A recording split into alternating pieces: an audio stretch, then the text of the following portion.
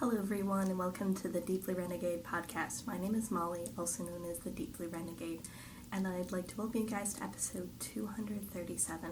Today is July 7th, 2018, and I'm glad you could join me today, as I am every week.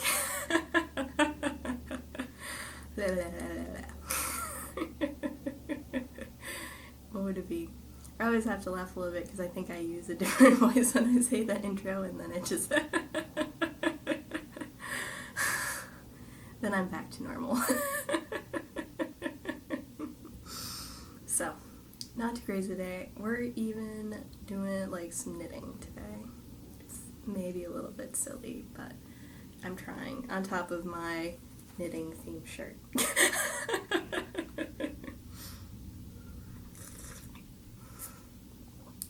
Oh, it's not too crazy. So, welcome everybody. What would it be? It's my third cup of the coffee for today. What would it be? Interesting adventure. I decided to go with, I guess, the Starbucks single origin Guatemalan. And the problem is that sometimes when Starbucks does a dark roast, it's dark. And so I'm getting much more burning than anything else, even using my AeroPress, so whatever. This is a choice that I'll have to live with until I get through the pound. Normally I go to Central Market, which is the specialty grocery store in the area, and pick up like freshly roasted whole beans. Oh well. There's always next time. I haven't been in a while, so what would it be? I've run into people there who live as far away as I do from the grocery store, so maybe it says something about either how much we both like food or or that it is just that awesome. So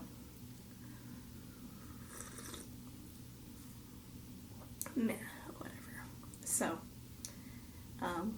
should be a decent amount to cover this week. So, the biggest news is that Tour de Fleece started, so I can now resume spinning. There was really pretty limited spinning this week. Instead, there was a lot of shawl knitting. I don't know what shawl knitting is.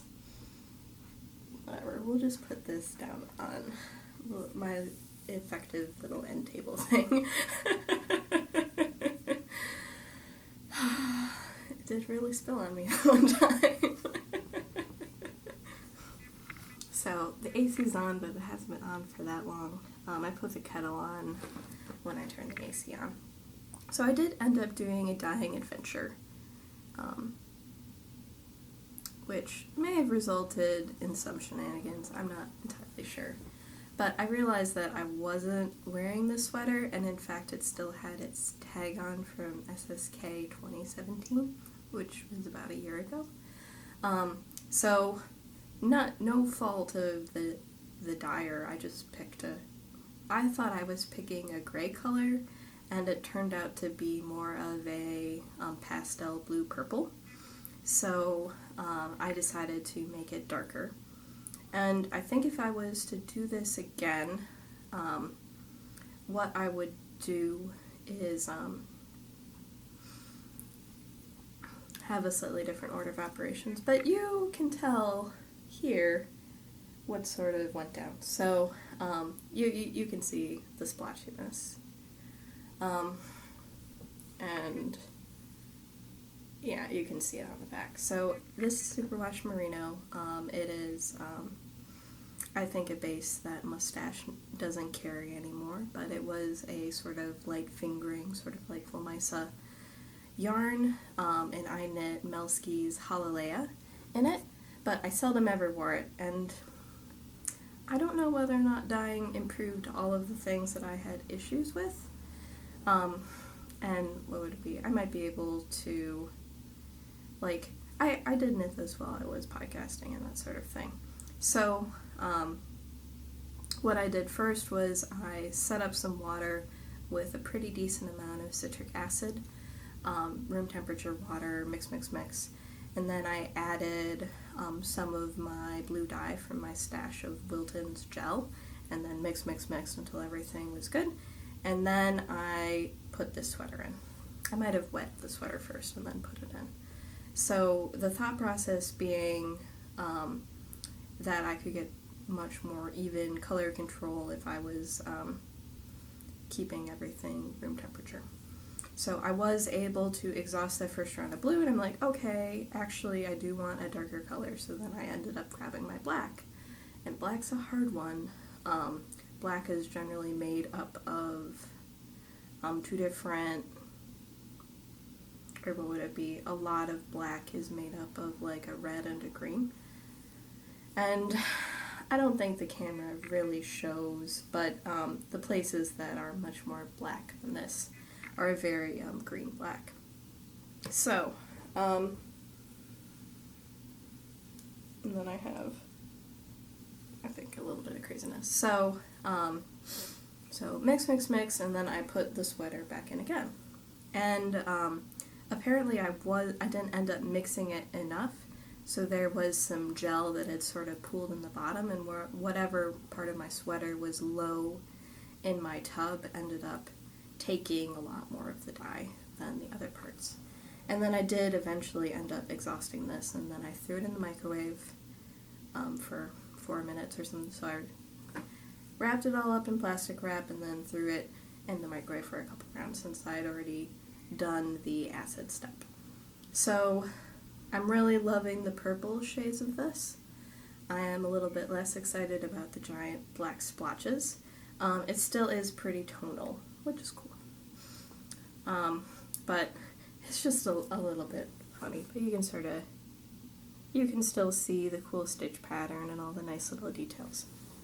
The thing is that, it is a negative-y sweater, and I was sort of afraid it was just, like, not really fitting me well anymore.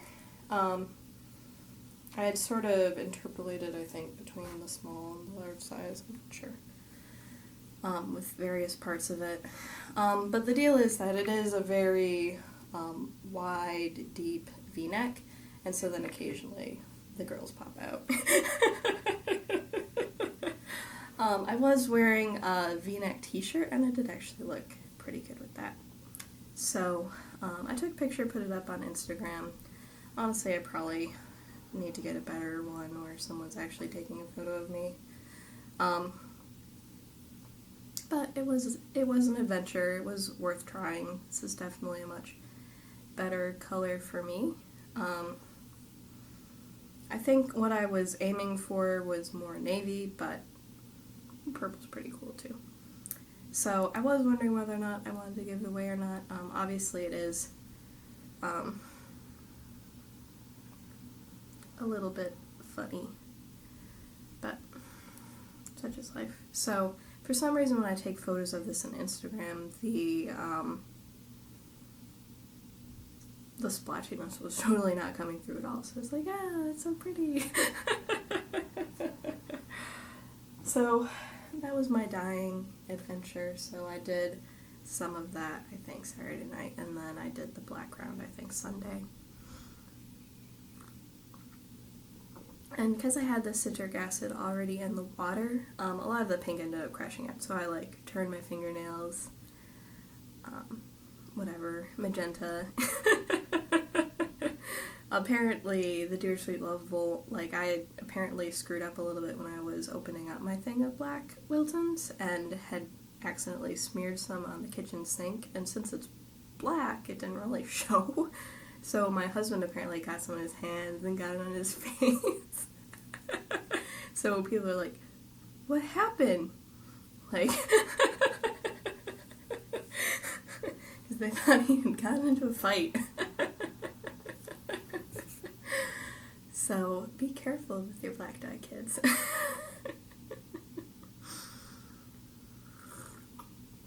I eventually figured out where it had occurred and just sort of washed everything off, so I think we're okay now.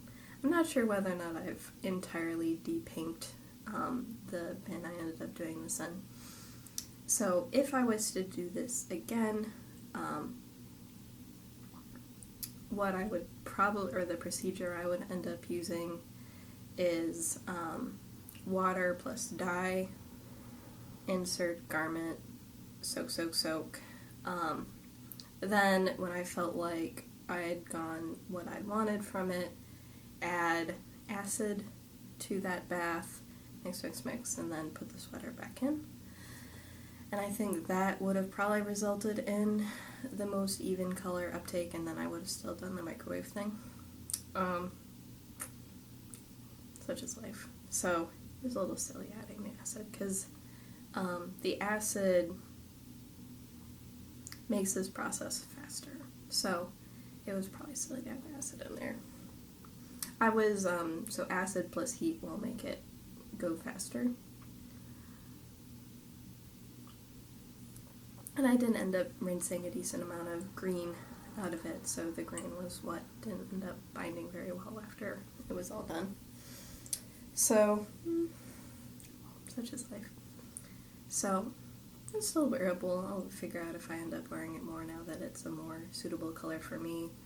I just sort of have to accept the fact that pastels aren't my jam. Certainly, definitely not my jam for garments, so, oh.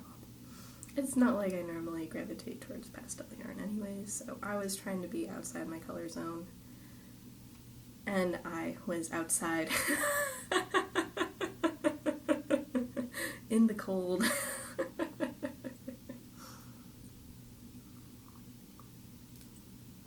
Oh, such is life. So, I did end up using some of it in my Find Your Fave shawl as well, so there is some of the original color floating around in the stash even, so whatever. Alright.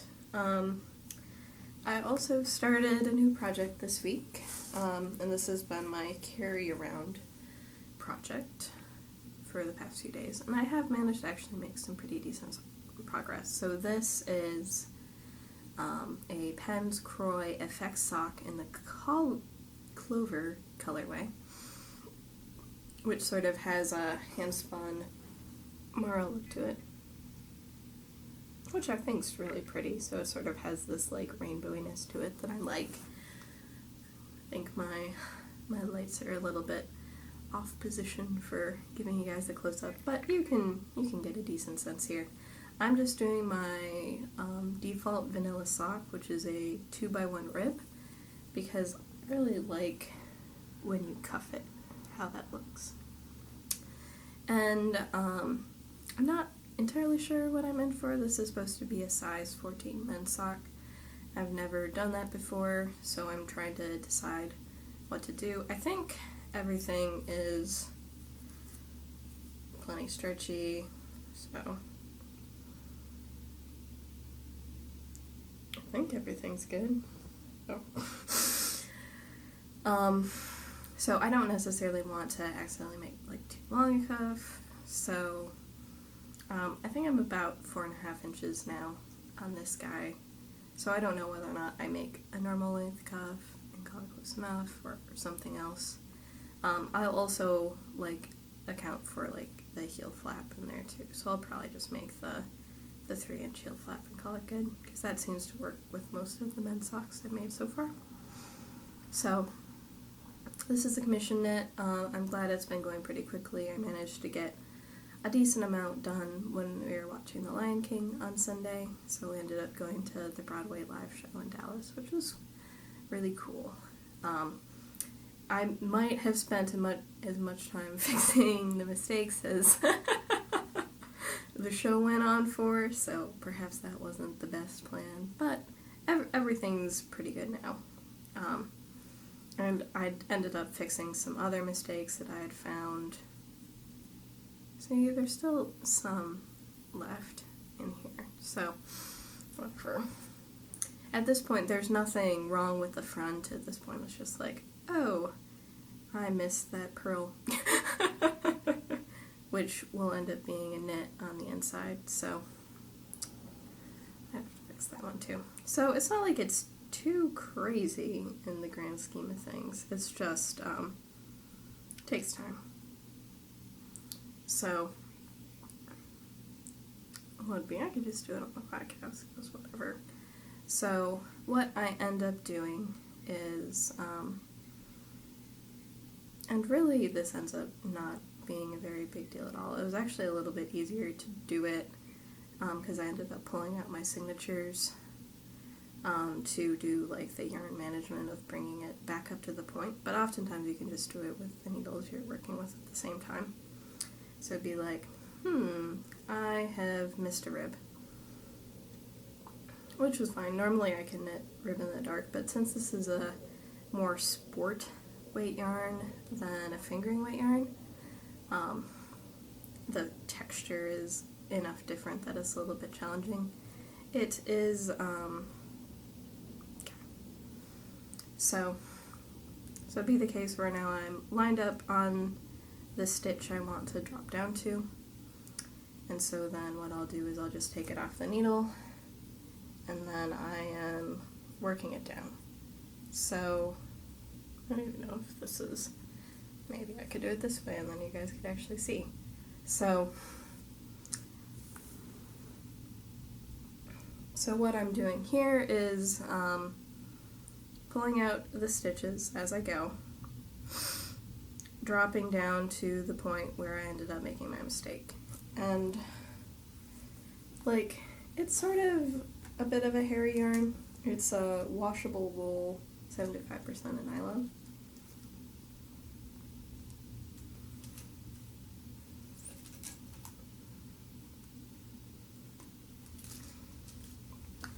And what would it be? Like, it's probably, I believe it's Canadian or something like that.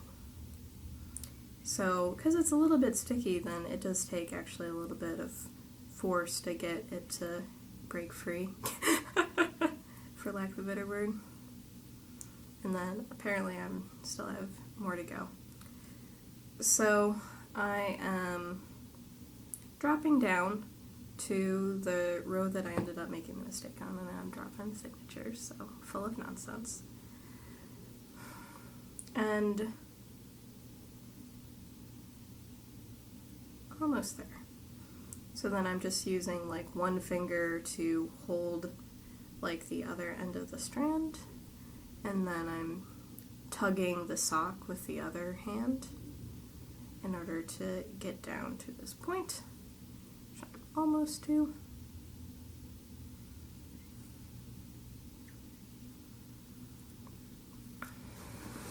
So I have, let's see if we can't show this effectively. So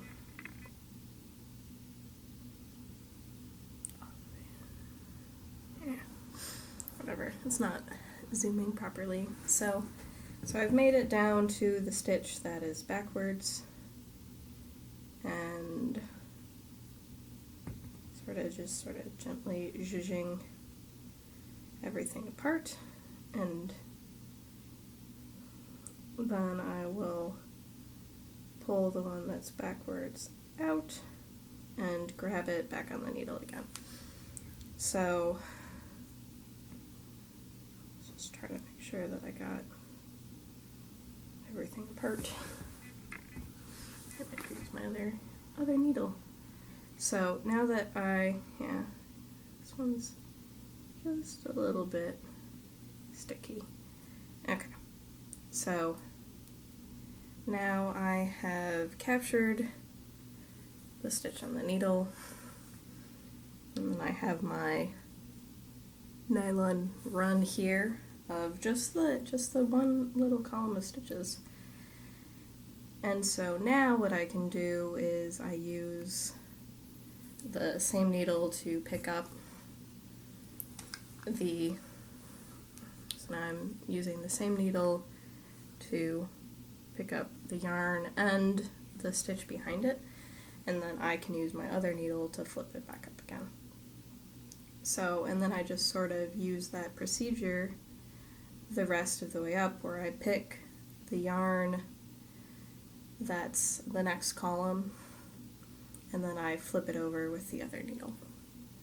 So this ends up working me back up to the top without missing anything, and I would have to run back down and catch something if I did end up missing it.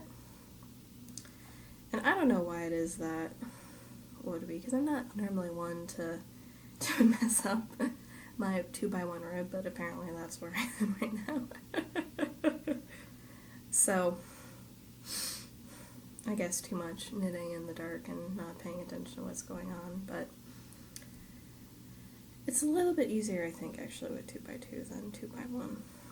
But I just sort of run through that, basically passing the loop over the next one and then going from there. So it's not like it's too crazy.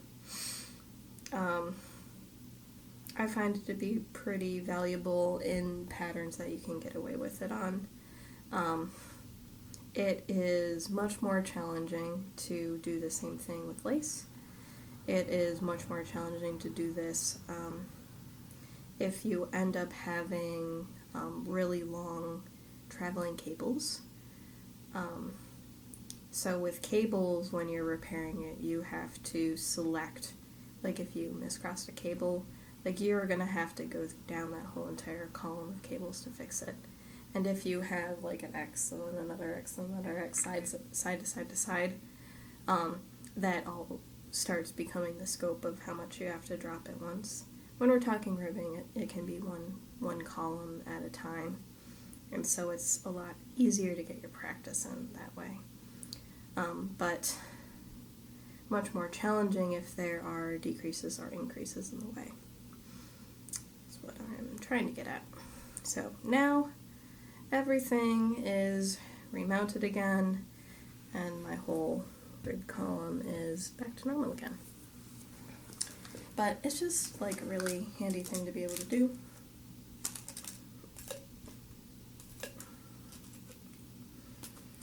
And I was doing it with my working needles, but I tried doing it with the signature last night. It's so much better.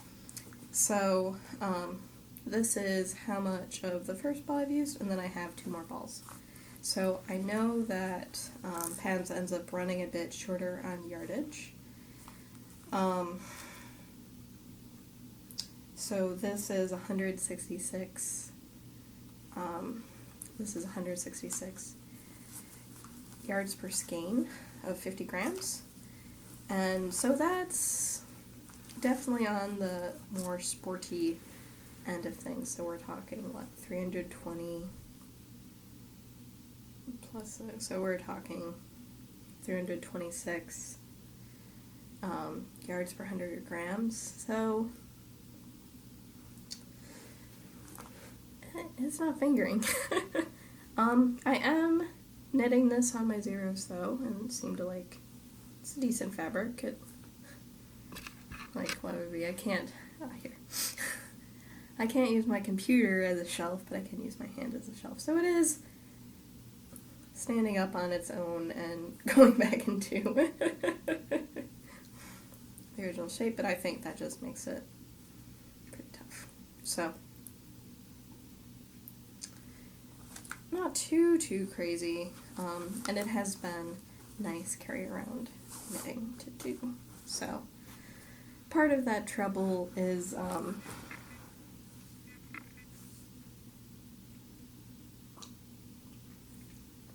my shawl is getting huge.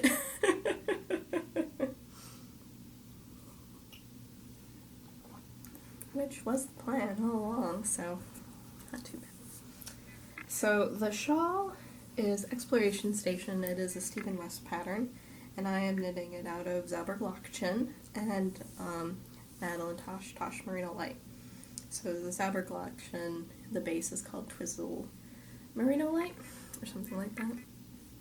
Or Twizzle Single, or something like that. Definitely Twizzle involved. If you hashtag Zauberglockchen, I think you get impatience. No, they're not impatiens. They're petunias. You get petunias, so apparently Zauberglockchen is petunia in German. The more you know. So this is an indie dyer from Stuttgart, and I accidentally showed up at her house thinking I was going to an LYS because I didn't use Google Translate enough. So this is what we're talking about right now. It was really up my alley, so I ended up getting 3 gorgeous blue shades. So I have the bright teal, the navy, and then this variegated, which has like browns and yellows in it as well. And I have just completed the brioche section of the exploration station. So I have never done brioche before, I know. There aren't too many knitting maneuvers I haven't tried before, but this is apparently one of them. And it's really cool how it ended up turning out. And then I ended up putting the white on the back side, and then I put the teal on the front side. But you end up getting a pretty good sense of both colors at the same time. Oh, it's just a cool fabric. So, so it looks pretty nice. Like trying to look through the hole to make sure everything's looking right. And it's definitely pretty scrunched up on the needles right now. But I did manage to finish my shirt row sections, and that's all looking pretty fabulous. And I think it has about the same body, or what would it be, about the same width for this section right here. And it's the thing I find to be most interesting about the brioche. So obviously we all know about like the garter squish, but the brioche squish is a whole different type of loveliness. So I am really glad that I actually am planning another brioche project, because I am looking forward to knitting more of it. But I am also really glad I'm done with the brioche section now. So I was just I watched Stephen West's instructional video. He recommended casting on swatch, so I just took the other ends of the ball and cast on. And did my odd number of stitches and went to town. I may have ended up with more stitches than intended, because I ended up deciding to just do increases every time I came back to the main color on the front side. And I think he had a slower decrease rate, because instead of having single increases, brioche always has their increases come in 3s. So that might have been a slightly faster rate, and then I did more rows and whatever. I am now back to the regularly scheduled increase at the beginning sort of thing.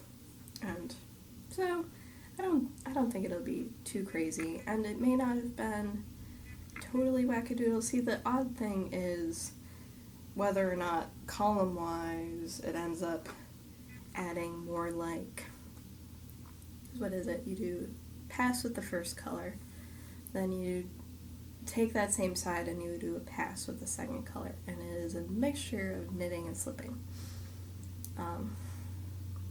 where you do like yarn overs over your slip stitches. So was that 1 round or 2 rounds? And then you flip it, and then you do 1 pass with your main color, and then the second pass with your secondary color. And is that 4 rows that you completed, or 2? So if it was 4 rows, I'm on target with my increases. If it was really the equivalent of 2 rows, then I was a little crazy pants. But it's like,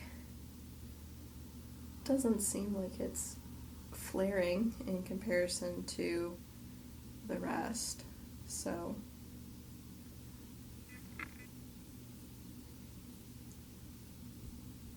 it seems maybe a little bit, but I don't know. I'm liking how it's looking, so that'll be fine. So, and I'm just like so impressed with how pretty this thing is. So it's received most of my knitting love. And what I'm going to be doing next is the slip stitches section, and I will be using this teal color again, and I will also be using the navy together. And then for the stripey section, I will be using, I think I will be using the navy with this one, which is sort of a stripey section. But there could be the possibility of also using more of the white too. Not sure. I think that these would end up actually looking pretty good together, and then do the final border in sort of the more navy color. I would like to have that one be that way, and then like bind off in the white at the very end, because I think it's an I-cord bind off. I really am loving the I-cord edge a lot. I think that is pretty fantastic. And whatever, I could just like squish this brioche all the time. So it may be the case where I end up casting on my brioche. So what is it? I want to do the pop sizzle or sizzle pop, which is a Leslie Robinson design next. So far, so good. So I have, what would it be? I have my slip stitches section, I have a stripe section, and then I have a chevron border, and then I'll be done. So I've been consulting a project on Ravelry for sort of the beginning instructions, so not too crazy. We shall go from there. One thing that I was hoping to wrap up for this podcast episode and then decided it wasn't happening was my, what I was trying to have be my stash dash finish for the week, but I finished nothing for stash dash this week. So I have knit a panel for my sleeve. So this is my hand spun mold cider. It is knit out of the chocolate Shetland fleece that I mostly spun on a spindle.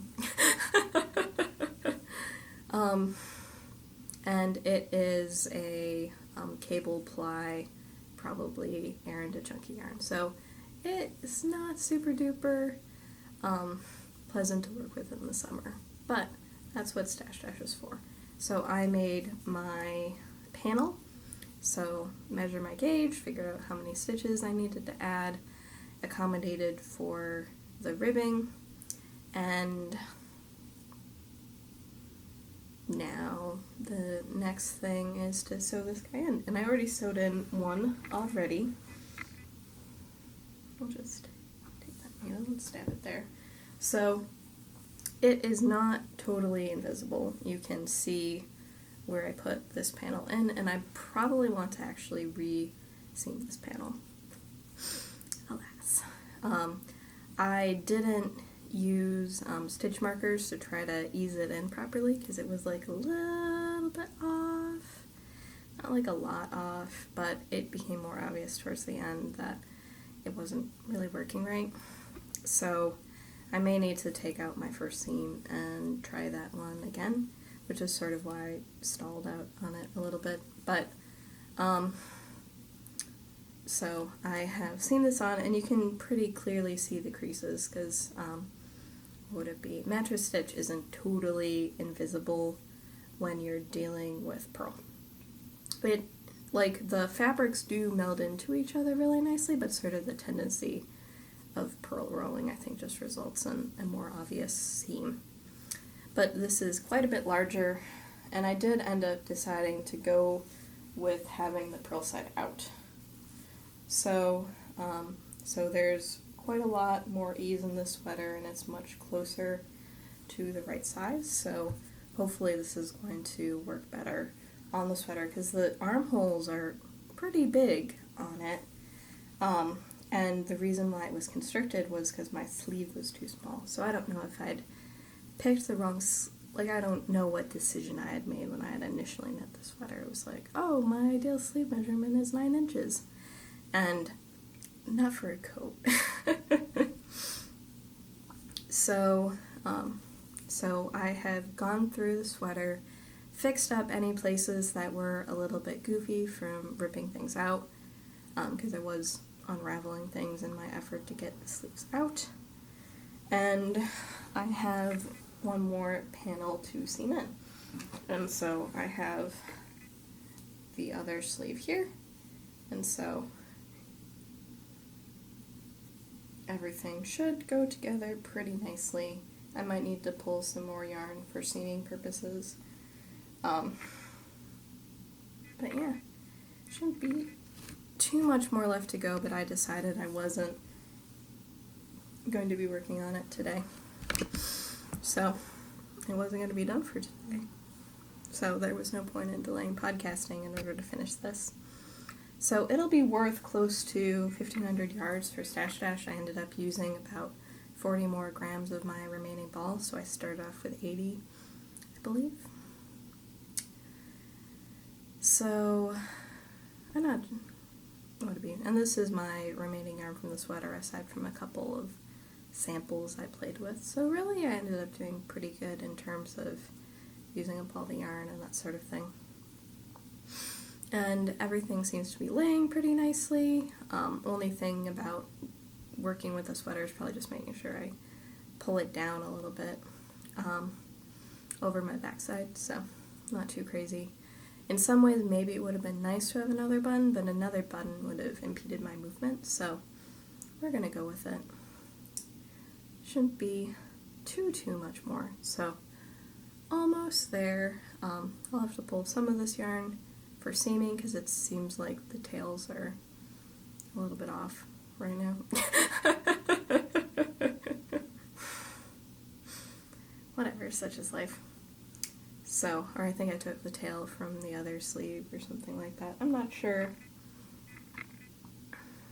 where the other seaming yarn went or was lost to, but so a little bit of knitting and then a lot of seaming to go. So I need to wrap that up. So that'll be a pretty big contribution to Stash Dash when it is complete. And honestly, after I finish, what would it be? What I have going right now will get me to 15K, so I'm pretty sure. Whatever, if not, I bet everything I have going will get me to 15K. So, it is Tour de Fleece, and I ended up doing a little bit of spinning today before going back to the shawl and trying to get that to like a good stopping point. And I haven't done any rejiggering, but I do have sort of most of 2/3 of the sweater to spin. So this is the Nest Superwash Merino silk blend that I am spinning for my own breathing space. And I am using the second from Ludicrous Ratio of my Fast Flyer and my Lendrum. And I still have, this is the first piece that I have, and I still have quite a lot of it, but I did at least make some progress today. So at least like 2/3 of that. And I'll probably resume spinning after I'm done podcasting. So I do have quite a bit left to go, so I still have this piece here, which is a little bit smaller, and then the next ply. And I separated this out by length weight-ish. So I already have the first bottom done. It's been done for some time, so I finished this up before Stash Dash started, so this is still I'm still working through some of my pre-planned stash dish things, though I'm almost done.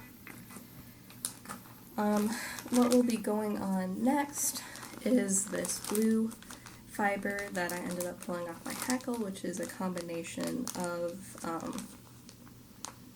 this is a combination of gnome spun Deepbluerenegade and fiber optic merino silk gradient. So this is going to be a lot of fun to spin. I'm assuming it'll get me about 1.5 ounces, and the plan is to, I think, knit like a foolproof cowl with the hackle waist and then the 2 other skeins I've done already, and have something be sort of cool and coordinating and that sort of thing. So that's going to be a lot of fun as well. Looking forward to spinning this. So I don't know whether or not when I finish this black I'll pop this guy on or not. I think it counts for the challenge where you take a braid and break up all the colors, so whether or not it's unsporting that I've only left the last color for 2 of these, well, whatever. And this one I think is going to count for the art yarn challenge, so I'm going to be doing a 4-ply cable fractal with this guy. And right now I sort of have the yellows and purples aligned as they are. So this is Into the World and Tinkerbells and Mentionals, and should be good fun to spin. Should be pretty. Looking forward to sort of those bright pops of yellow. So that's all that I have planned right now. We'll see how everything comes together. I don't know if I'm just going to power through the sweater spin and then call it close enough. Not sure. But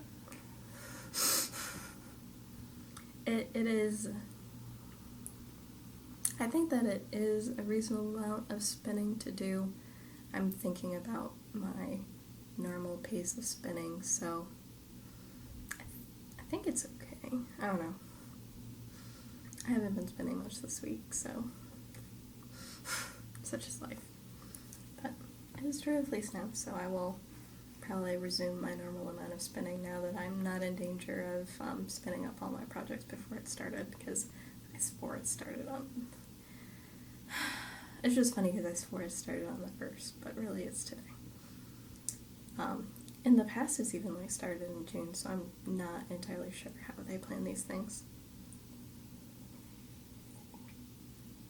I'm not sure if I'm going to be watching the tour or not.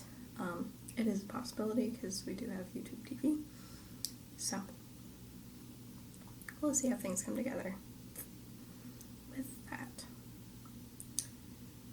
So, not too crazy.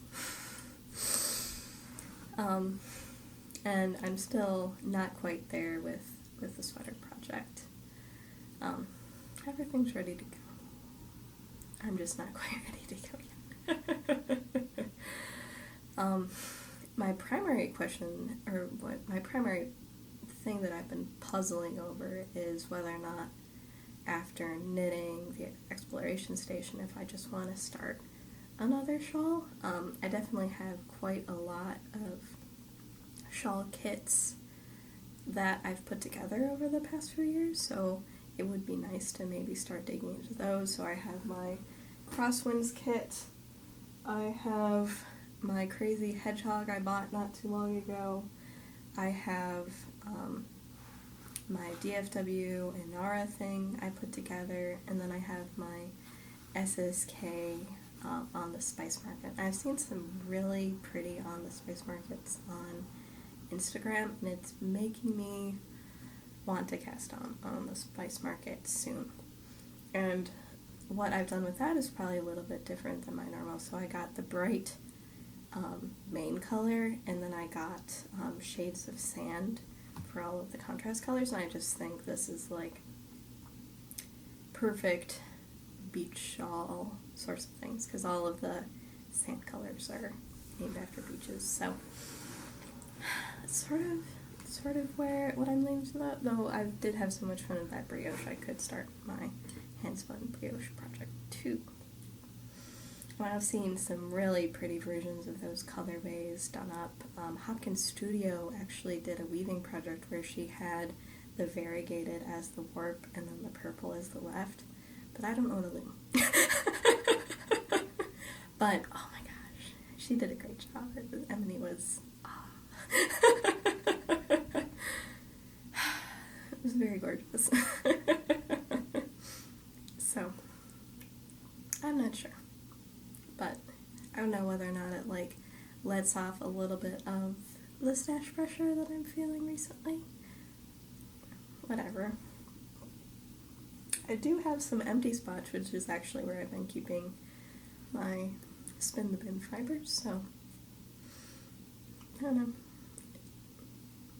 But like my Woolmeister section is just like I can't like rest my coffee here anymore because there's not any room. It's no longer a safe place, and then what you can't see is out of frame is like I have this fiber cubby that's just like totally chock full. Well, actually I have what would it be? Half of my stash is fiber right now. Or more than half if you include the round leaf leaves. So it's like So I've been feeling really motivated to work stuff down. So not too crazy. But it is definitely the case where love it lots. Starting to get a little impatient about like, okay, if I love it so much, I should use it.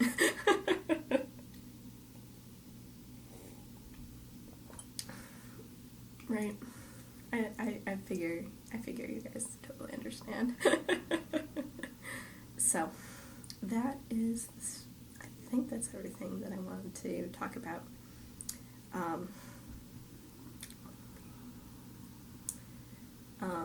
One thing that I have wanted to do is to learn how to do supportive spindling. So I think once I sort of get to my 15K for Stash Dash, yes, and whatever, end up getting up to date or a little bit past on my spin the bin, then I think that's the next thing that I want to tackle, or I don't know whether or not I want to tackle it with the Hog Island fiber, which is in my bin, or something else. But it is something that I've been thinking about, and or whatever. It's been on my mind. So, but I suspect that's going to be a slow process. There's going to be learning, and whatever, spindle spinning doesn't necessarily always go as fast. It has been a little bit sad since I did clear my spindle project, starting new spindle projects, so maybe that's what I'm going to choose to do. We shall see how things end up shaking out.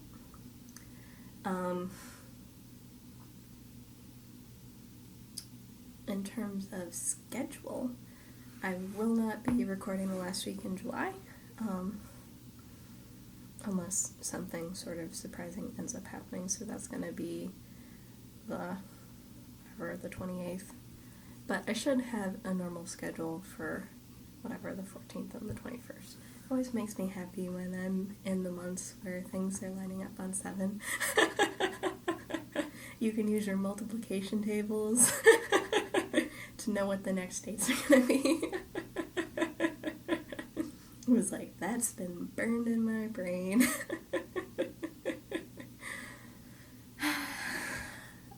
So, I believe that is everything this week. So, with that, I hope you guys have a lovely week, and I look forward to talking to you guys next week. So, take care, guys. Bye-bye.